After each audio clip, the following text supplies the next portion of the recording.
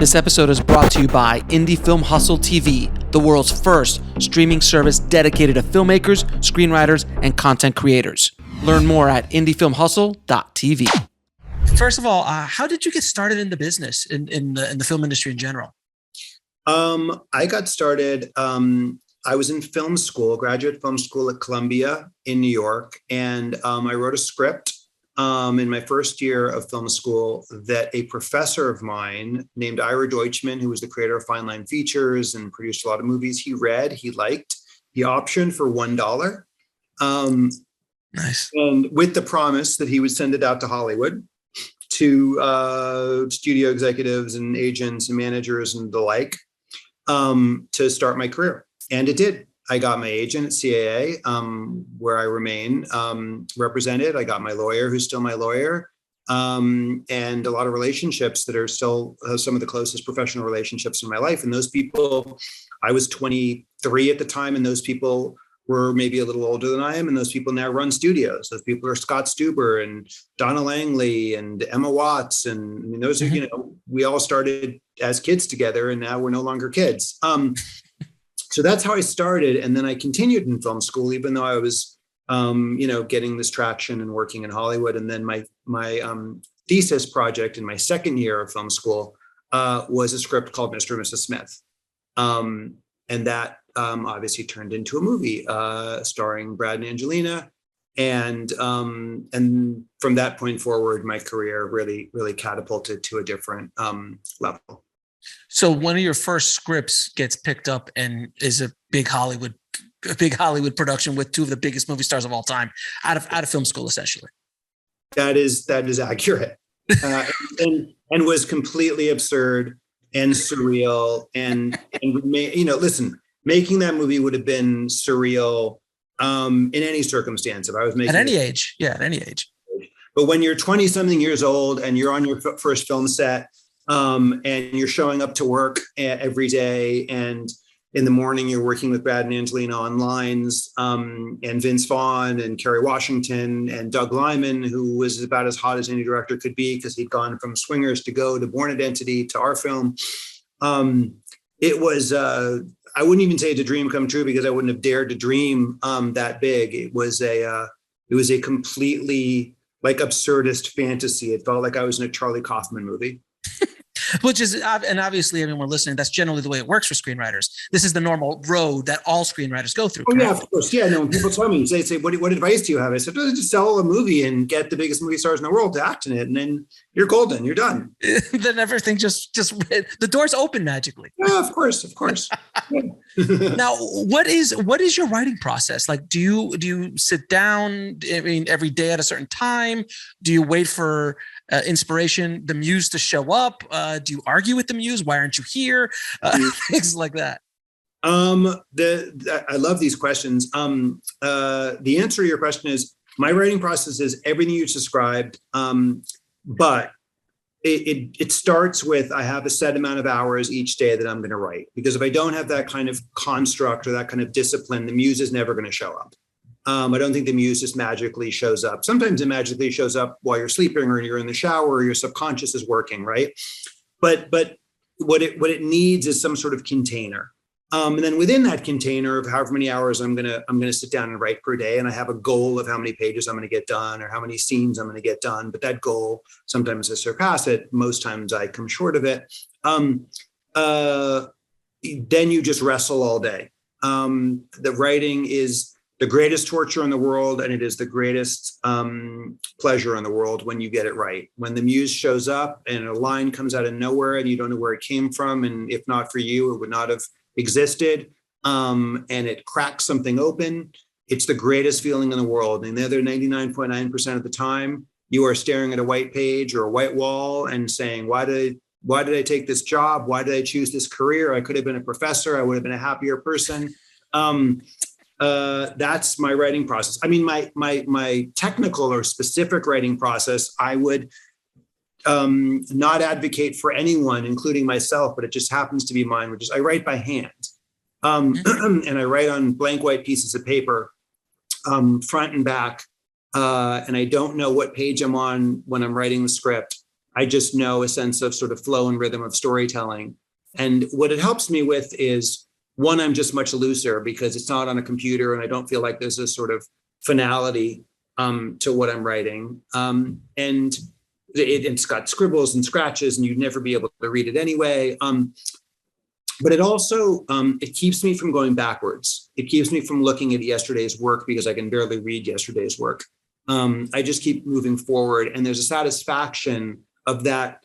If I were to show you a picture, by the time it's done, it's really a lot of pages. And so there's a satisfaction of building that pile as I'm writing. And that's better than being able to scroll up and down a screen for me. Now, as writers, I know when I'm writing, I feel sometimes that like I'm typing and then afterwards I read it and I go, who wrote that? Like, I don't even remember writing that. Do you have that feeling of almost channeling some other worldly force, that thing that writers, if we're lucky enough to tap into, flows through you? Is that your experience? Yeah. I mean, that's the 0.001% of the time. That's the unbelievable joy. When people ask me what's my favorite part of my job, and I've done a lot of different aspects of this job between producing and directing and writing, and the greatest pleasure for me by far and away are the moments you're describing where, as a writer, you do discover or channel, however you want to describe it, invent, whatever the verb is. It is outside of you, and then it is coming through you, and then it is on a page. And if not for you existing in the world, those lines, that idea would not exist either. And that feeling is the greatest feeling in the entire world. And it is the feeling, there's a joke, and I can only say this joke because I'm a Jew. Is that why did the Jews search in the desert for 40 years? Because they found, I don't know, $1. Why did they search another 40 years? Because they found $1. And I think that is very much my writing process and all of our writing process, right? Which is like, take forever, we find something that is invaluable, and then we take another forever because we're chasing that feeling. That's the film industry in general. I think as film creatives, you're just always searching for that high that happens a handful of times if you're lucky. In your lifetime, whether as a director, as a producer, as a writer, you're looking for that high. Yeah. We're sick. We're all sick as film. I call it the beautiful sickness. Listen, I say this to my partner all the time. She's a writer too, but a different kind of writer. She's a poet. And I say, if not for the fact that after 6 hours, 8 hours, 10 hours a day, we came out of our rooms with pieces of paper that had writing on it, we would be considered psychiatric or psychologically, imbalanced and put in a psychiatric hospital, because we would just be sitting in our room for 10 hours a day, staring at the wall, communicating with imaginary voices and characters in our head. And if we didn't somehow experience, you would be, I'm sure that would be diagnosed. I'm not a psychologist, but my armchair psychology would be schizophrenia. Fair enough. But we're writers and artists, and so we get away with it. Now, one of my favorite films in the X-Men series is X-Men: Days of Future Past. You wrote that. How did you come up with that storyline? Like that's an insanely complex storyline, meaning all the moving parts. Yeah. Well, I came up with it because Chris Claremont came up with it, and it was a comic book. And so the notion of it was something that had already existed as a comic. Got it. But as a comic, it was wildly different than the movie we made. Like as a one specific example, it was Kitty Pryde that went back in time, not Wolverine. And one of the reasons I made it Wolverine, other than obviously Wolverine being the lead of the franchise, was because I thought there was something incredibly powerful about this character who had been in some ways tamed by Professor Xavier, having to go back to a younger, broken Professor Xavier and teach him the lessons that Xavier had taught him. So there was an inherent complexity, and it was interesting to me about that. But writing that movie, I would say, from a technical standpoint, was the most complicated and difficult film I've ever written, because of the time travel element, because of the time paradoxes, because of the fact that I was playing two different sets of characters who were essentially the older and younger version of the same character, Right. Simultaneously, and wanting to give them all arcs, and wanting to give Halle Berry interesting things to play, and certainly wanting to give all of our younger X-Men from X-Men First Class, who were sort of the dominant storyline of that movie, really interesting, surprising twists and turns emotionally in that film, while also servicing a storyline that was itself an unbelievable, demon to wrestle to the ground. No question. And yeah, like you like even when you're writing the voices of the same character is so different from the older Xavier to the younger Xavier, and keeping that all together, like, did you like just put it all up on a board? Like, how do you keep not only the characters, but the timelines and the paradoxes? Like, that's why I look at movies like Back to the Future and I'm just like, Jesus, man, how did Bob and Bob do that? Yeah. I mean, but Back to the Future was obviously a movie that I looked at a lot. Terminator 2, Sure. I looked at a lot, although there's not as much back and forth, obviously, and the character, you don't have the same kind of struggle with the characters. I have a great actual Terminator 2 story, which is I met James Cameron's one of my idols, like all of us. And I met him, we were on a panel together, insanely, while I was writing Days of Future Past. And I said to him, listen, I'm writing this time travel movie. And, the Terminator films are, for me, among the greatest time travel movies of all time, obviously among the greatest science fiction movies, maybe movies of all time. And I said, and I had brought this like fan book that I had for him to sign. And, of course. And so he was like, okay, buddy, I'm going on a panel with you, but I'm happy to sign your book. So I signed, he signed the book. We went on the panel. I looked at the book afterwards and he'd written, "Dear Simon, don't fuck it up. Love, James." And I remember, and throughout the writing of the process of Days of Future Past, I just kept thinking, don't fuck it up. Don't fuck it up. You keep fucking it up with these paradoxes. But I hope I didn't say those words, but otherwise. Sure.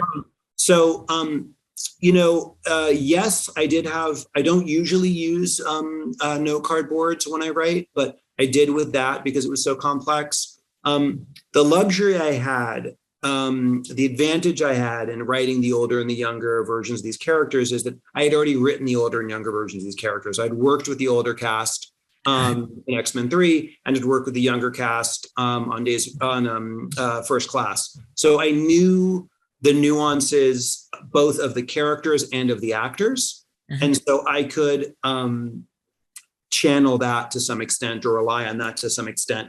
But even within that, I was creating new versions of those characters, like the professor, the young Professor Xavier that McAvoy is playing in Days of Future Past is very different than the McAvoy of First Class, obviously. And so and the fact that, from the very beginning of the movie, you introduce the older Xavier and the older Magneto as partners and friends. Again, there's a lot of sort of work you're doing to both honor the voices and then also innovate on the voices that came before. Now, you produced a film that's one of my favorite comic book films of all time, Deadpool, which must have been, I just only assume it must have been a ball to work on that project. At what point did you jump on that project? Was it after the film was leaked by somebody and he got the green light? How was it working on that project? It was extraordinary working on that project, and it was exactly what you said, which was it was great fun to witness, like just unbelievably talented people, from the writers, Rhett and Paul, who really created the voice, to Tim Miller, who was directing his first movie, which is incredible to think about. The degree of difficulty tonally of that film is really hard, and then most especially Ryan. Ryan Reynolds is not just the actor of those films or any film he works on. He's the producer. He reminds me a lot of the way Tom Cruise works. He's also kind of the person who is operating in every category of the film. He's the sort of force of nature of the movie in the best possible way. And when I got involved was after the movie had leaked, but before it got greenlit. It was close to getting greenlit, but was not greenlit. And Rhett and Paul, the writers, Wernick and Reese, the writers, emailed me. I'd never met them. And they emailed me saying, maybe they said, we are Deadpool. We need your ass with a bunch of ellipses after it. And then that was the subject. And then in the body of the email, it continued the word ass into assistance. And what a great way. Yeah. And they made this sort of plea to me, because I was at that time overseeing the sort of X-Men universe at 20th Century Fox, to help them and Ryan and Tim get the movie greenlit. And so we all worked together a bit on the script, and then quite a bit in the budget. And one of the things that was extraordinary about that film, especially when you go back and rewatch it, is we made that movie for, I think, something like $50 million. Yeah, which is low. It's tiny compared to what your superhero movies are made for, which is usually in the $200 million range. And that was part of the deal with Fox, because they'd never made, and nor had most people ever, Marvel hadn't made, they'd made Blade, but they'd never made a true R-rated comic book movie before. And the tone was so wildly anarchic and different, and, you know, breaking the fourth wall and all the things that movie does.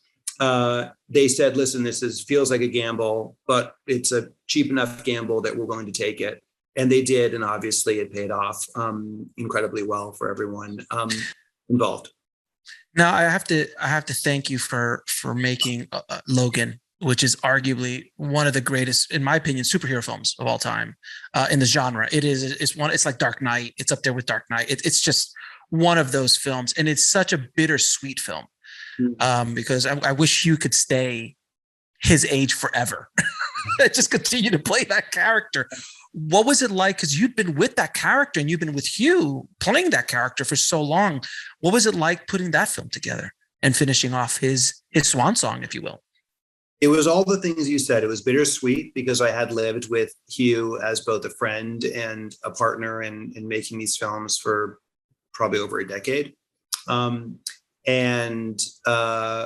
it was also really exciting because Hugh's ideas, Jim Mangold's ideas, who's a genius filmmaker, Scott Frank's ideas, who's clearly a genius writer. Scott wrote and directed all the Queen's Gambit episodes, and he has such incredible pedigree. We all came together. They all really did the heavy lifting, and Hutch Parker, who was another producer on that, and had worked on a bunch of the X-Men movies and had been the executive at Fox for a lot of them.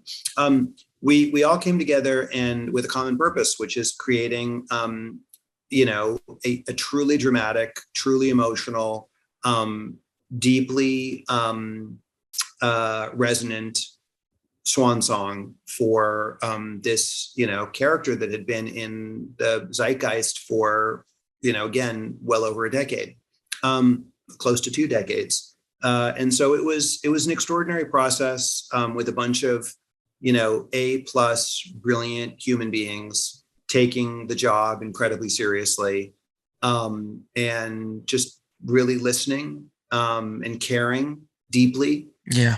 Saying when this isn't good enough. And really, I remember Jim Mangold with that last action sequence and really the third act of the movie, just going over and over and over it again, and Scott rewriting it and me taking a pen through it, and Jim Mangold himself rewriting it, and just working and kneading it until we could create something that was worthy of saying goodbye to Hugh in this part, that we knew would be hard for people. Would you, and I have to ask this, will we ever see Hugh in a Deadpool movie as a cameo? Ever? I'm not a part of that universe anymore because Disney bought all the Marvel movies at Fox. They bought Fox. Sure. So the answer is I have no idea. I know obviously, like the rest of the world does, that Hugh and Ryan are friends and have this sort of rivalry on, fun rivalry. Beautiful rivalry. Yes. On social media. So I wouldn't be surprised, but I also have no idea. Got it. No problem. Now tell me about your new film, The 355, which I had a pleasure of watching yesterday. And it was wonderful. It's just wonderful to see a group of women just kick all sorts of ass throughout the piece. So how did that come to be? It came to be because it was actually going back to an X-Men movie. When Jessica Chastain and I, we'd worked together on The Martian. And then we worked together on X-Men Dark Phoenix. When we were on the X-Men set, Jessica had this idea to do an all-female ensemble spy movie. And she brought that to me and said, I had this idea. It might sound crazy. And I said, actually sounds really intriguing. And then we just started building it with her producing partner, Kelly Carmichael, together. And we got the actresses really on that pitch alone. In Jessica's relationships and Jessica's, sort of pedigree. And we went to the Cannes Film Festival and we sold it at the Cannes Film Festival to Universal for the UK and US rights as our partners, and then to other distributors at other territories around the world. And from there, we really crafted it to the actresses and built the movie.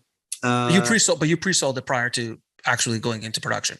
We pre-sold it way before going into production. Nice. Though it all happened very fast. I mean, we pre-sold it at Cannes in 2018, May of 2018, and we were shooting by summer of 2019. Yeah, and it's been on hold since then because of COVID. Yeah, we were meant to come out last year, exactly 1 year ago. And that was a tough time for COVID. And obviously we're in another tough time for COVID, but never not a tough time for COVID. Yeah, that's true. I mean, a different tough time for COVID because we're in a bad time, and the strain is not, it's thankfully quite as lethal as what we were dealing with last year. But yeah, we pushed it a year. It's been done. It could have easily come out last January, and now we finally get to release the film. Now, how was it directing such remarkable actors? I mean, you've got Oscar winners in there. You've got, I mean, they're powerhouses, every single one of them. How do you approach directing actors like that as a director? I approach it the way that I approach kind of directing any actor, which is they're partners. You have to go into it that way, and especially with actors like this, because they own their characters more than a director does, because they're living that part, they're wearing that part, they're thinking of that part, and only that part. As a director, there's so many things you're thinking about, right? Not just the characters and the story, but also the visuals and all of the technique of making the film. And with these particular actresses and the actors, Edgar Ramirez and Sebastian Stan, they just had tons of ideas and really an immense amount of authorship and ownership over their characters. And that was part of the process going into all of this, was we were all partners in making the film. And so that's the way I directed them, was, their ideas, my ideas, other people's ideas, other actors' ideas within the scenes with them.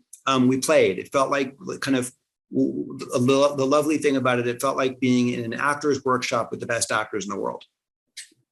Pretty much. Yeah. Now, as the directors, there's always that day that we're on set and the entire world comes crashing down around us, and we're losing the sun.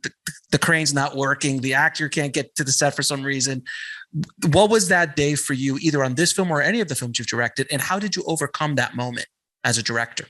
I think on this film, on 355, the hardest moment, or the moment where I felt like I just want to go home, because you do have that feeling sometimes. You're shooting 50, 60 on a huge movie, 90 days of photography, and they're long hours and all that. On this one, we were filming the fish market sequence in an actual fish market. And it was right after the fish market closed, but you could still smell the stink of the fish from that day. And it happened to be quite literally the hottest day in the history of the United Kingdom. And so the smell itself, I think Penelope passed out. I was close to passing out most of the day. It was, sort of before the day of wearing gas masks or surgical masks wherever we went. And so it was overwhelming, and the heat was overwhelming as well. And we had stunts, and we had big crowd sequences. And it just felt like the scale of it, plus the simple, human reality of you're in the stinkiest place imaginable on the hottest day in the history of a country, was a lot to manage. And you made it through. I made it through. Luckily, the actors made it through. We all kind of bonded together and helped each other get there. Now, is there any advice you could give a filmmaker, screenwriter trying to break into the business today? It's hard because, everybody has a different way into the business. So, I get asked this question a lot, and I hear people asked this question a lot. And I don't want to give like a simple or a singular answer because, again, obviously my path is very different than other people's paths are going to be. And everybody I know who works in the film industry has a different story. The thing I would say is write something you love. Direct something you love. I think the mistake that I see a lot of new filmmakers make or new writers make is they write or make something they think is right for the market, or for the zeitgeist, or for, not for themselves. And the truth is you can't chase the market, partly because by the time your movie comes out, the market will have changed already. It takes time. And also because people can feel it. There's enough writers out here in Hollywood. There's enough directors out here in Hollywood. What they want is new, fresh, genuinely original, genuinely unique, bespoke voices. And I want that as a producer. I can feel it when I read new scripts. And, we all know how to write the tricks of a script. We all know the structure of a script. It's not enough to just write something that's solid. You have to write something that makes people feel like, oh, this is a new voice. And so it's trust your voice, trust your vision. Don't try to copy other people's voices and visions because they're working. And last question, what is the lesson that took you the longest to learn, whether in the film industry or in life? Wow. Balance. I think balance is something that took me a very long, 48 years old. And I would say I just learned that, and I'm still learning it. But I just learned it in the last few years with a 2-year-old baby and a 4-month-old baby. Oh, God bless you. Oh, I know. I hope God does. I'm counting on it. I think for a very long time, I was so focused on my work that I felt like, I'll have time when I take a break from my work to take care of my life. And my work just kept rolling. And, I moved from country to country and movie to movie and set to set. And that's wonderful on the one hand, but on the other hand, it hurts two things. One is obviously it hurts your life because, if you want to be in a real relationship or a real family, it's harder. It's harder on them and it's harder on the bonds, but it's also, it hurts you as an artist because you start recycling your old ideas instead of actually living in the world and coming up with new ideas. And so that balance is something that I'm still learning, but it is the lesson that comes first to mind when you ask that question. It's a good question. Thank you, Simon, so much for being on the show. And when can people see 355? This Friday, January 7th, it will be in theaters. And I hope people go see it. Simon, thank you again for being on the show. And thank you for making some amazing films along the way of your career and continue doing so, sir. So thank you so much. I appreciate it. I appreciate all your questions and your support. I really do. Thank you, my friend. Okay, take care.